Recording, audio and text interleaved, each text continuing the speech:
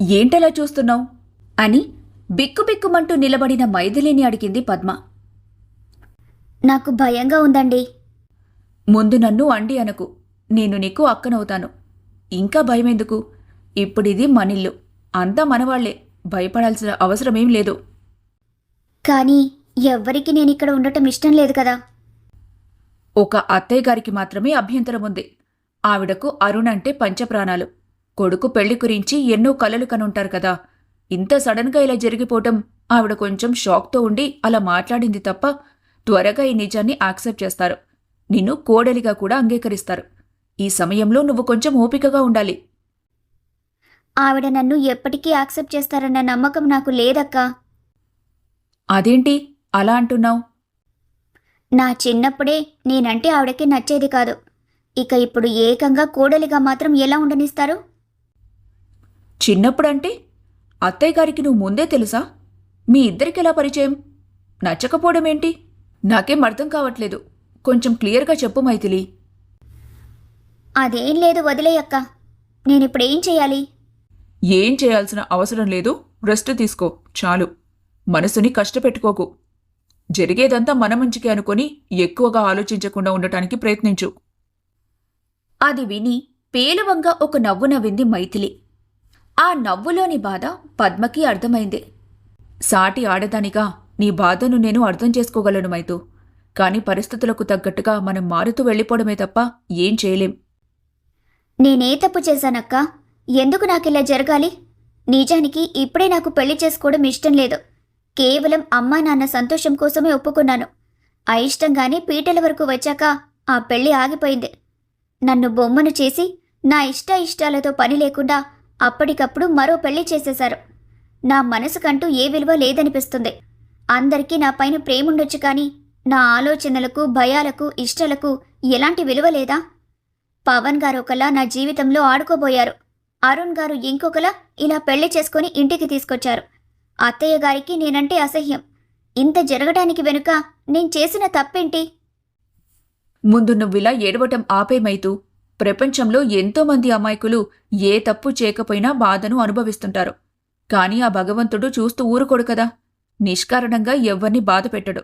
మనమందరం ఆయన పిల్లలమే. ఈరోజు బాధగా గడిచిందంటే రేపు ఖచ్చితంగా సంతోషం ఎదురవుతుంది. ఆ సంతోషం కోసం ఎదురుచూస్తూ స్ట్రాంగ్గా ఉండాలే తప్ప ఇలా భయపడుతూ కన్నీళ్లు పెట్టుకుంటూ కాదు. ఆయనకు నేనంటే ఇష్టం లేదని, ఈ పెళ్లి ఏమాత్రం ఇష్టం లేకుండా జరిగిందని నా ముందే చెప్పారక్కా. సడన్గా జరిగింది కదా, అందుకే అరుణ్ కాస్త కోపంగా ఉన్నాడు. నువ్వే నీ భర్తను మార్చుకోవాలి.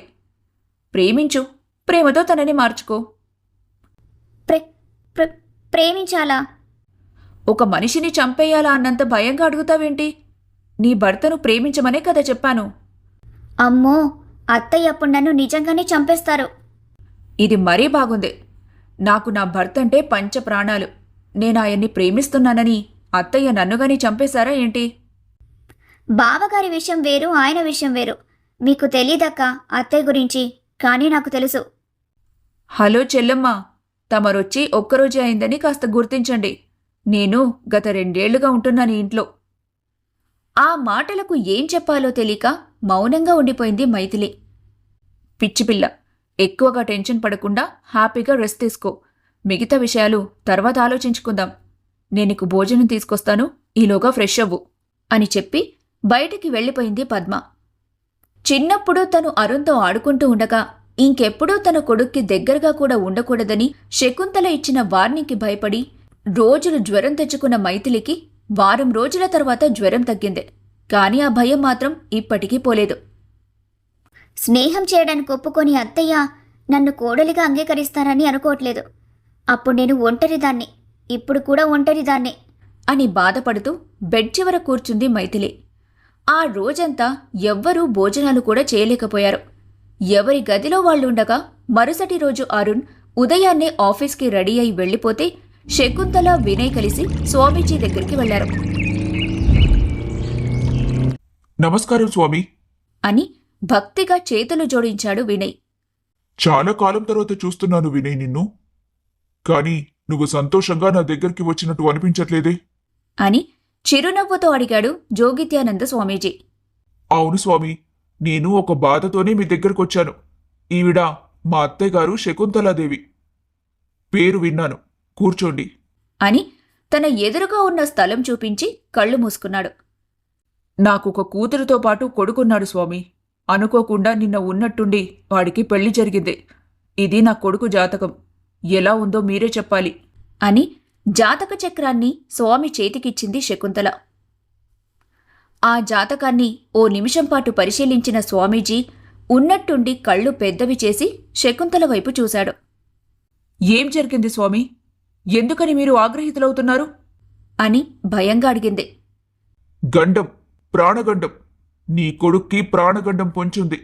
24 ఏళ్ల పాటు నీ కొడుకుని కంటికి రెప్పలా కాపాడుకున్నావు.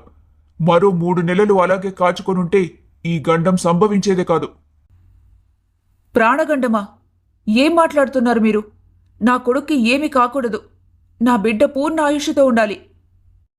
అరుణ్ జాతకం ప్రకారం 25 ఏళ్లు నిండిన తర్వాత మాత్రమే పెళ్లి చేయాలి. మరో 3 నెలల్లో అతనికి 25 ఏళ్లు వచ్చేవి. కాని తొందరపాటుతనంతో జరిగిన ఈ పెళ్లి వల్ల అతనికి ప్రాణగండం సంభవించింది. అందులోనూ అతడు పెళ్లాడిన అమ్మాయి జాతకం అంతగా బాగోలేదు. ఆమె భర్త పూర్ణ ఆయుష్యుడవలేడు. ఆమె జాతకంలో వితంతువు రాత రాసుంది. ఇవేవీ చూడకుండా వారిద్దరికి పెళ్లి చేసి మీ కొడుకు ప్రాణాల మీదకు తెచ్చుకున్నావు శకుంతల. లేదు లేదు, మీరలా మాట్లాడకండి. నా బిడ్డకేమైనా జరిగితే నేనస్సలు తట్టుకోలేను. ఇప్పుడే వాళ్ళిద్దరి బంధం విడదీస్తాను. అమ్మాయిని నా కొడుకు నుండి దూరంగా పంపించేస్తాను. తనని నా బిడ్డ చుట్టుపక్కల కూడా రాకుండా చేస్తాను. నువ్విప్పుడు ఏం చేసినా లాభం లేదు. స్వామి, మా అత్తయ్య గారికి తన కొడుకంటే ప్రాణం, అంతకన్నా ఎక్కువ. మీరిలా ఆ ప్రాణం గురించి భయాందోళనలు రేకెత్తిస్తుంటే ఆవిడ తట్టుకోలేదు. ప్రతి సమస్యకు ఒక పరిష్కారం ఉంటుంది కదా. అలాగే నా బావమరిది జాతకానికి కూడా ఏదైనా పరిష్కార మార్గం ఉందేమో చూసి చెప్పండి స్వామి. అది ఎంతటి కఠినమైందైనా సరే మేము చేసి తీరుతాం. ఆ భార్యాభర్తలిద్దరినీ దూరంగా ఉంచాలి. ముఖ్యంగా ఇద్దరూ బ్రహ్మచారి జీవితాన్ని గడపాలి. పొరపాటున ఆ అమ్మాయి తల్లయిందంటే పుట్టబోయే బిడ్డే నీ బిడ్డకు మృత్యు అవుతాడు. అలా ఎందుకు స్వామి? వాళ్ళిద్దరినీ పూర్తిగా విడదీస్తే సరిపోతుంది కదా. అది నీ వల్ల కాదు శకుంతల. అమ్మాయి జాతకం అలా ఉంది. తను తన భర్తతో ఉండగలదు కాని సంతోషంగా మాత్రం కాదు. ఏ జన్మలో ఏ తప్పు చేసిందో గాని ఆమె రాత అలా ఉంది. కాబట్టి మానవ ప్రయత్నంగా వారిద్దరినీ నువ్వు దూరంగా ఉంచడం తప్ప ఇంకేం చేయలేవు. పొరపాటున కూడా అరుణ్ తండ్రి కాకూడదు. కంసుడి మృత్యువు తన మేనల్లుడితో రాసున్నట్టు అరుణ్ మృత్యువు తన కన్నబిడ్డతోనే రాసుంది.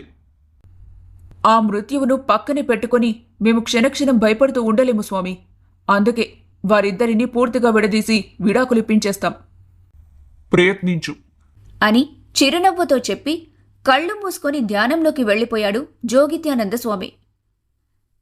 ఆయన ఇక మాట్లాడారని అర్థమయ్యాక బాధగా వెనుతిరిగొచ్చి కార్లో కూర్చుంది శకుంతల. ఏమిటి బాబో ఇది? అల్లారు ముద్దుగా పెంచుకున్న నా కొడుకుని ఒక్కరోజు దూరంగా పెట్టగాని ఇంతటి ప్రాణగండం వాడి మెడ చుట్టూ పాములా బిగుసుకుంది. ఇప్పుడు నేనేం చెయ్యాలి అని బాధగా కన్నీళ్లు పెట్టుకుంది. అంతా మన తలరా తత్తయ్య. ఆ అమ్మాయి మన అరుణ్ జీవితంలోకి వస్తూనే ఇంత పెద్ద గండాన్ని మూట కట్టుకుని తెచ్చిందో చూసారా? వాళ్ళిద్దరినీ దూరం చేయటం తప్ప ఇప్పుడు మనం ఏం చేయలేం. అరుణ్కి పూర్తిగా 25 ఏళ్లు నిండిన తర్వాత మరొకసారి స్వామీజీని కలుద్దాం. ఆయన ఏమైనా పరిహారాలు చెప్తారేమో, అప్పుడు ఆలోచిద్దాం అత్తయ్య. ఈలోగా వారిద్దరినీ శారీరకంగా ఎలా దూరం పెట్టాలో ఆ విషయం గురించి ఆలోచించండి అని చెప్పి కార్ స్టార్ట్ చేసి ఇంటివైపు పోనిచ్చాడు వినయ్. అక్క, ఇంట్లో ఎవ్వరూ లేరేంటి? అందరూ ఎక్కడికి వెళ్ళిపోయారు అని అయోమయంగా అడిగింది మైథిలి. మీ ఆయన మా ఆయన ఆఫీస్కి వెళ్లారు. మావయ్య గారేమో ఊర్లోకి వెళ్లారు. అత్తయ్య ఇంకా అన్నయ్య గారు ఏదో పని మీద బయటకు వెళ్ళినట్టున్నారు. ఉషా గదిలో ఉంది. నువ్వందరి గురించి అడిగావు కానీ ఇండైరెక్ట్గా అరుణ్ గురించి తెలుసుకోవడానికి అడిగావు కదూ? అదేం లేదక్కా. బయట నుండి ఈ ఇల్లు చూడ్డానికి పెద్ద మహల్లా కనిపిస్తుంది. కానీ ఇంట్లో మాత్రం మనుషులే లేరు. ఎటువైపు చూసినా పనివాళ్లు మాత్రమే కనిపిస్తుంటే అడిగాను అంతే. రోజంతా అందరూ ఇంట్లో ఉంటే పనులెలా ముందుకు వెళ్తాయి మైతూ? సాయంత్రానికి అందరూ వచ్చేస్తారులే. కాని బయట నుండి అందంగా రంగులు నింపుకొని కనిపించే మహల్ల మాత్రం లోపలుండదు. అదేంటక్కా, నాకు అర్థమవలేదు. పోను పోను నీకే అర్థమవుతుంది. ముందిలా కూర్చో, టిఫిన్ పెట్టిస్తాను. నిన్నటి నుండి అసలు నువ్వు ఏమీ తినలేదు. ఇప్పటికే మొహం పీక్కుపోయింది చూడు. ఆయన తిన్నారా? ఏయనా అని ఆట పట్టిస్తూ నవ్వింది పద్మ. మీ మరిది గారక్క. మరిది గారికి ఆల్రెడీ టిఫిన్ పంపించేశాన్లే, నువ్వు కూర్చో. నువ్వు కూడా కూర్చో, మనిద్దరం కలిసి భోజనం చేద్దాం. ఉదయం నుండి ఏదో ఒక పని చేస్తూనే ఉన్నావు నువ్వు కూడా. అయినా ఇంటి నిండా ఇంతమంది పనివాళ్ళున్నారు కదా, నువ్వెందుకక్క ఇవన్నీ చేస్తున్నావు? ఆ ప్రశ్నకి సమాధానం చెప్పకుండా చిన్నగా నవ్వి వదిలేసింది పద్మ. ఇద్దరూ టిఫిన్ పట్టించుకుని తినబోతూ ఉండగానే శకుంతల విని లోపలికొచ్చారు. మైథిలిని చూడగాని శకుంతలకి ఉన్న బాధ మొత్తం ఒక్కసారిగా కోపంగా మారిపోయింది. తన బిడ్డ ప్రాణాలను మింగేసే పెద్ద పాములా కనిపించింది ఆమె రూపం. ఏయ్, నా గదిలోకి రా అని మైథిలి వైపు చాలా కోపంగా చూస్తూ ఆర్డర్ వేసి రుసరుసా తన గదిలోకి వెళ్ళిపోయింది శకుంతల. ఆమె గొంతు వింటూని చేతిలో ముద్దని ప్లేట్లో వదిలేసిన మైథిలి భయంగా నిలబడి వెనకే అనుసరించింది. పిలిచారేంటత్తయ్యా? ఎంతో భయపడుతూని వణుకుతున్న కంఠంతో అడిగింది. ఎవరే నీ కత్తయ్యా అని ఆమె చెంప పగలగొట్టింది శకుంతల. ఎవరే నీ కత్తయ్యా అంటూ ఆమె చెంప పగలగొట్టింది శకుంతల. చిన్నప్పట్నుండి తల్లిదండ్రులు కూడా ఒక దెబ్బ వేయకుండా కాచుకున్న ఆమె ఆ ఒక్క దెబ్బతోనే కింద పడితే కంట్లో నుండి నీళ్లు కారటమే కాకుండా భయంతో ఒళ్ళు చల్లబడిపోయింది. అత్తయ్యా అని చెంపకు చేయి పెట్టుకుని బాధగా చూసింది. మళ్ళీ అదే కూత. నన్ను ఇంకోసారి అత్తయ్య అని పిలిచావంటే నీ పీక పిసికి చంపేస్తాను. చిన్నప్పుడే నువ్వు నా కొడుకుతో ఆడటం కూడా సహించలేకపోయానే నేను. నిన్ను వాడి చుట్టుపక్కల కూడా కనిపించొద్దని చెప్పిన మాటను మర్చిపోయావా? ఎంత ధైర్యం లేకపోతే నా కొడుకుని పెళ్లి చేసుకుంటావు? నువ్వు నీ అమ్మ బాబు కలిసి నా కొడుకుని తన వెనుకున్న ఆస్తిని కాజేయాలని ఇంత నాటకం చేశారు కదూ. ఈరోజు నీ వల్ల నా కొడుకు నాకు దూరమైపోయే పరిస్థితి వచ్చింది. ఏ జన్మలో ఏ పాపం చేసుకున్నావు? ఇలాంటి దరిద్రమైన జాతకంతో పుట్టావు. ఆ జాతకం నా కొడుకుని చుట్టుకుంది. నీ స్వార్థంతో నా కొడుకుని ప్రాణగండంలోకి తోసేశావు కదే రాక్షసి అంటూని ఇంకొక చెంప కూడా పగలగొట్టింది శకుంతల. ఆ దెబ్బలకు, ఆమె మాటలకు, తిట్లకు గట్టిగా ఏడుస్తూ బాధగా చూసింది మైథిలి. మీరనుకుంటున్నట్టుగా నేనేం చెయ్యలేదత్తయ్యా. అంతా నా ప్రమేయం లేకుండానే జరిగిపోయింది. ఈ పెళ్లిని నేను ఇష్టప్రకారం ఒప్పుకోలేదు. చిన్నప్పుడు మీరు ఆయనకి దూరంగా ఉండమన్నప్పటి నుండి నేను ఇంకోసారి ఆయనకు ఎదురుపడే సాహసం కూడా చేయలేదు. నన్ను తప్పుగా చూడొద్దత్తయ్యా. నోర్ముయ్. ఇంకోసారి నన్ను అత్తయ్య అని పిలవటం కాదు, నా కొడుకుని తలచినా నీ ప్రాణాలు తీసేస్తాను. ప్లీజ్ నన్ను నమ్మండి. నాకు చాలా భయంగా ఉంది. నన్ను మా నాన్న దగ్గరికి పంపించేయండి. నిన్ను నా ఇంట్లో పెట్టుకోవడానికి నాకేమీ అంత సంతోషంగా లేదు. కానీ నా భర్త నలుగురిలో ఇచ్చిన మాటకి తప్పక నిన్ను ఇంట్లోకి రానిచ్చాను. ఆయన గౌరవాన్ని పోగొట్టడం నాకిష్టం లేదు. ఇప్పుడు నిన్ను ఇంటికి పంపించేసినా నా భర్త గౌరవమే పోతుంది. అలాగని నువ్వు నీ తెలివి చూపిస్తూ నాటకాలాడితే మాత్రం చూస్తూ ఊరుకోను. అంత దూరం వస్తే మీ అమ్మ నాన్న ప్రాణాలను తీయడానికి కూడా నేను వెనకాడను. ఆ మాట వినగానే తన ప్రపంచం మొత్తం స్తంభించిపోయినట్టుగా నిశ్చేష్టురాలై నిలబడిపోయింది మైథిలి. నేను చెప్పింది అర్థమైందా? వద్దండి, మీరేం చెప్పినా చేస్తాను. మా అమ్మ నాన్నలు చాలా మంచివారు, అమాయకులు. నేను తప్ప వారికి మరో ప్రపంచమే లేదు. నా కారణంగా వారు కన్నీళ్లు పాలవకూడదు. నేనేం చేయాలో చెప్పండి, చేస్తాను. మా వాళ్ళని మాత్రం ఏమీ చెయ్యొద్దు అని కన్నీళ్లతో చేతులు జోడించి వేడుకుంది. నువ్వు నా కొడుక్కి దూరంగా ఉండాలి. ఏంటి మీరేం చెబుతున్నారు? అవును, నువ్వు నా కొడుక్కి దూరంగా ఉండాలి. పేరుకి వాడు నీ మెడలో తాళి కట్టాడే తప్ప ఇది మీ పెళ్లి అని నేను ఒప్పుకోవట్లేదు. నా కంఠంలో ప్రాణముండగా నిన్ను నా కోడలిగా అంగీకరించను. కానీ నా భర్త నా మాట వినరు కాబట్టి ఆయన కోసం మీ ఇద్దరు భార్యాభర్తలుగా ఈ ఇంట్లో ఉన్నప్పటికీ ఇద్దరి మధ్య ఎలాంటి సంబంధం ఉండకూడదు. ముఖ్యంగా నువ్వు నా కొడుక్కి దూరంగా ఉండాలి. అందులోనూ ఇద్దరి మధ్య ఎలాంటి శారీరక బంధం ఉండకూడదు. నాకు తెలియకుండా నువ్వు గనక ఏమైనా చేశావంటే ఏం చేస్తానో బాగా గుర్తుంది కదా? గుర్తుంది. మా అమ్మ నాన్నల్ని ఏమి చెయ్యొద్దండి. మంచిది. నాకు తెలియకుండా నువ్వేమైనా చేయాలనుకున్నా కూడా అది నా దృష్టికి దాటిపోదని గుర్తుంచుకో. ఏ ఆస్తి కోసమైతే ఆశపడి నా ఇంటికి కోడలిగా వచ్చావో ఆ ఆస్తిలో నీకు ఎలాంటి హక్కు ఉండదు. మరీ ముఖ్యంగా ఇక నుండి నువ్వు ఈ ఇంటికి పని మనిషి మాత్రమే. వెళ్ళు, వెళ్ళి పనులు చూసుకో అని గద్దించింది శకుంతల. ఆ అరుపుకి ఉలిక్కిపడి మొహాన్ని కొంగుతో తుడుచుకుంటూ గదిలో నుండి బయటకి వెళ్లబోయింది మైథిలి. ఆగు, ఈ విషయాలు ఎవరితోనైనా చెప్తే చంపేస్తాను. చెప్పనండి. అని బయటకొచ్చేసి గబగబా తన కోసమున్న రూంలోకి వెళ్లి డోర్ లాక్ చేసుకుని శబ్దం రాకుండా పెద్దగా ఏడ్చేసింది. ఇన్నేళ్లలో తల్లిదండ్రులు కొట్టడం కాదు కదా, తన మీద గట్టిగా అరవడం కూడా తెలియదు ఆమెకి. ఇప్పుడు నిష్కారణంగా మాటలు దెబ్బలు పడుతుంటే ఆమె మనసు చాలా కృంగిపోయింది. చిన్నప్పటి నుండి శకుంతల పట్ల ఉన్న భయం ఆమె తన తల్లిదండ్రులను చంపడానికి కూడా వెనుకాడదనిపించేలా ప్రేరేపిస్తుంటే ఆ భయం పాళ్లు మరింతగా పెరిగిపోయాయి. చాలా థ్యాంక్స్ అంకుల్ అని మనస్ఫూర్తిగా చెప్పాడు పవన్. నేనే నీకు థ్యాంక్స్ చెప్పాలి పవన్. నువ్వు నాకు చాలా సహాయం చేశావు. మీరు నాకు థ్యాంక్స్ చెప్పడం ఏంటంకుల్? మీరే కనుక లేకపోయి ఉంటే ఈ పాటికి మైథిలి, నేను, నన్ను ప్రేమించిన అమ్మాయి చాలా బాధపడుతూ కన్నీళ్లు కారుస్తూ ఉండేవాళ్లం. ఇదంతా నా వల్ల అవ్వక పెళ్లికి గంట ముందైనా మండపం నుండి నేను ప్రేమించిన అమ్మాయితో పారిపోవాలనుకున్నాను. కానీ మీరు నేను ఫోన్లో మాట్లాడటం విని నా పెళ్లికి మీరే సహాయం చేస్తానని చెప్పి చాలా హెల్ప్ చేశారు. నువ్వు కూడా నన్ను నమ్మి నా మాట విన్నావు కదా పవన్. నువ్వు గనక నన్ను నమ్మకపోయి ఉండుంటే, గంట ముందు మండపం నుండి పారిపోయి ఉంటే నేననుకున్నట్టుగా నా కొడుకు పెళ్లి మైథిలితో జరిగేది కాదు. నేను చెప్పమన్నట్టుగాని కరెక్ట్గా తాళి కట్టే ముందే నీ ప్రేమ విషయం బయటపెట్టి చాలా హెల్ప్ చేశావు. ఇంతకీ ఇప్పుడు మీ ఇంట్లో పరిస్థితి ఎలా ఉంది? కొత్తగా ఎందుకు అడుగుతారు? మీరే కదా మా ఇంట్లో నేను ప్రేమించిన అమ్మాయి ఇంట్లో కూడా మాట్లాడి మా పెళ్లికి పెద్దలందరినీ ఒప్పించారు. మీ మేలు నేను జీవితాంతం మర్చిపోలేను అంకుల్. త్వరలోనే నా పెళ్లికి ముహూర్తాలు పెట్టించబోతున్నారు. ఈ పెళ్లి కూడా మీరే దగ్గరుండి చేయాలి.